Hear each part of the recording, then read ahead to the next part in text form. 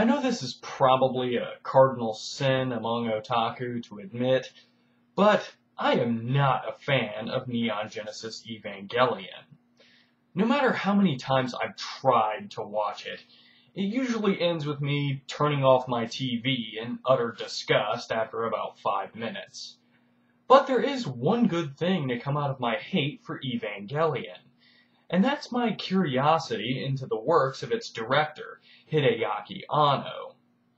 I think my major fascination with Anno is just the fact that I see so much potential in his work, that it makes me wonder what else he's done.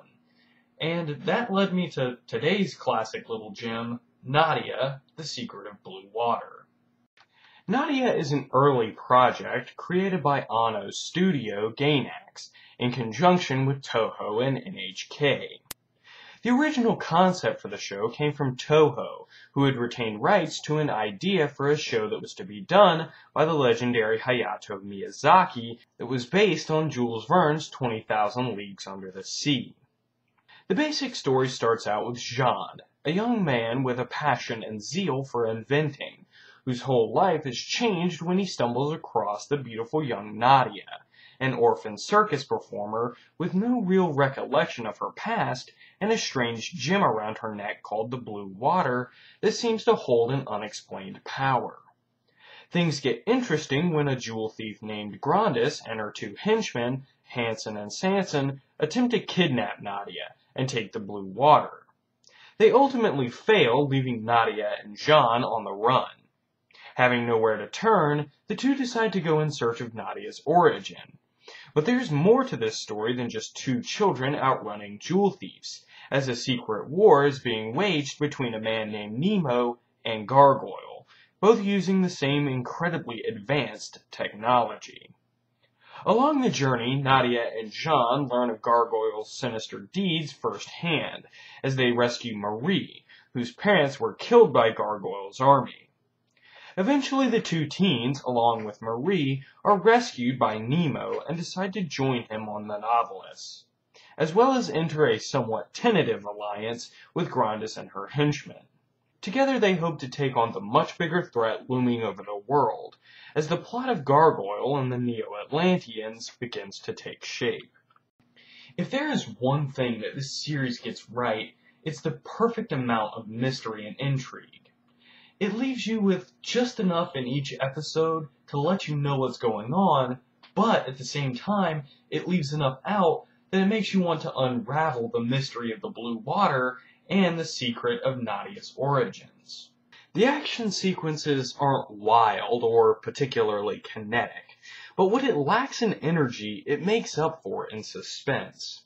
Instead of having wild hand-to-hand battles, or having the ships weave in and out of torpedo fire, the show opts for a much more realistic and tactical approach with its action, which I find to be a nice break from the usual.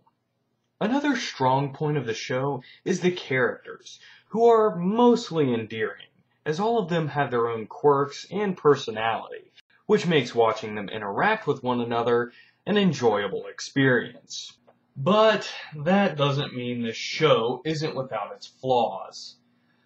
And boy, does it have some mighty nasty ones. I guess the main one I should mention right up front is the dub. The show was originally licensed by the infamous Streamline Pictures, but due to financial issues, they only dubbed the first 8 episodes and released them on VHS. Later, ADV saved the license and redubbed the show, with the main draw being that they actually cast child actors in the child roles. Yeah, that worked about as well as you'd imagine. No offense to the kid who played Jean or anything, but child actors already sound more stiff and synthetic than the stuff holding together Bruce Jenner's face.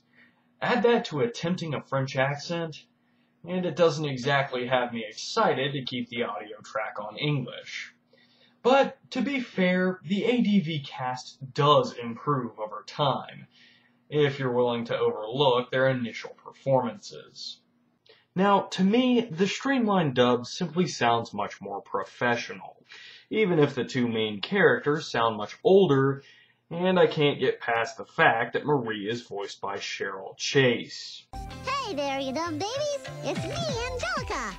But overall, the dub does have its charms, and its downfalls are just a minor infraction compared to the dreaded Island episodes. Due to budget and deadline constraints, Hideaki Anno decided to work heavily on the last 5 episodes of the show, leaving episodes 23 through 34 to his partner at Gainax. And trust me, it shows. The plot basically spirals out of control into this mad array of dream sequences and filler episodes, in which nothing really consequential happens, and Nadia basically becomes Shinji Ikari levels of unbearable. It's established she doesn't eat meat, and that she's annoying about it. But on the island, this bitch gets straight up psycho. She basically constantly complains about Jean catching and killing fish, and then when he confronts her with the fact that animals kill other animals for food, she responds something like this. It's yummy. Gargoyles! Psychics! Everything's ungodly! Dork's at it!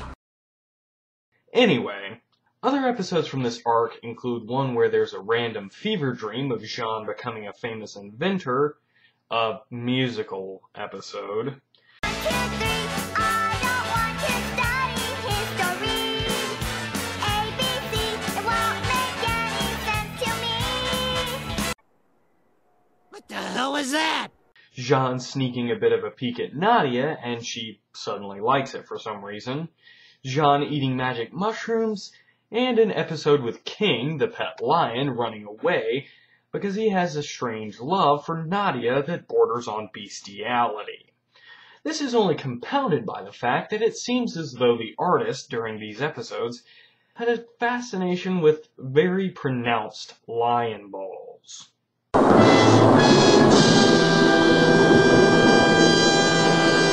By the way, I know I haven't mentioned King the Pet Lion yet, but that's because he doesn't mean a whole lot of jack or shit to the plot. Now, I want you to keep one thing in mind when you're watching the series, particularly in these episodes. NHK is a public broadcasting network, similar to PBS, and this particular show was aimed more at children. So, that's right, kids. If you ever find yourself on a deserted island, the first thing you need to do is sneak a peek at your lady friend in the shower and experiment with hallucinogenic drugs.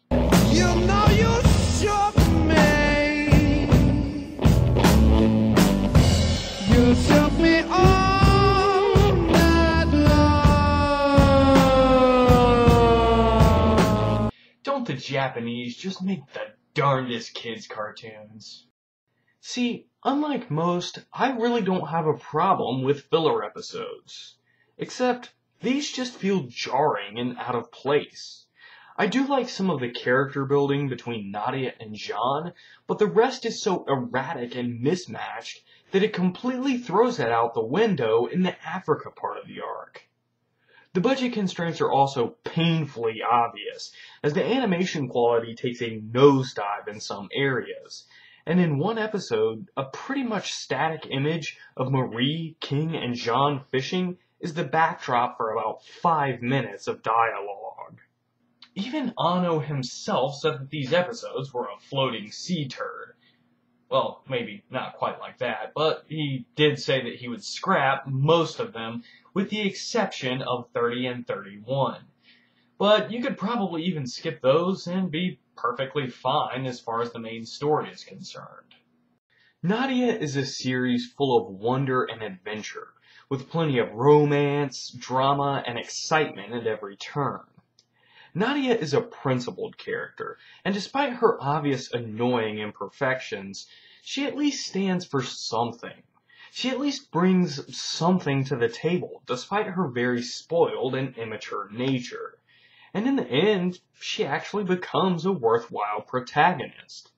Now, while this show definitely has its share of flaws, I can easily overlook them for the overall grandeur. This is a series full of teenage angst. However, it's not played up to such an obnoxious degree as something like Evangelion. So I could definitely recommend it to any kind of teenager or someone in the 13 to 16 age range.